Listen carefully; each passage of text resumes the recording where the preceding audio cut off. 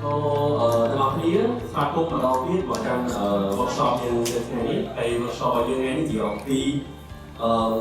stress ហើយនឹងការ manage stress ជំរាបសួរខ្ញុំបាទឈ្មោះងឿនរតនរមនីជាវិជ្ជាបណ្ឌិតឯកទេសខាងសុខភាពផ្លូវចិត្តនិងជាសហស្ថាបនិកនៃស្ថានីយ៍អារម្មណ៍ហើយថ្ងៃនេះខ្ញុំមានកិត្តិយសជាគុណពេកដែលបានមកចូលរួមនៅក្នុងកម្មវិធីសិក្ខាសាលារបស់ project Pkasla Ekareach ហើយថ្ងៃនេះខ្ញុំមានឱកាសលើកយកប្រធានបទនៃសុខភាពផ្លូវចិត្តទាក់ទងជាមួយនឹង stress និងការគ្រប់គ្រង stress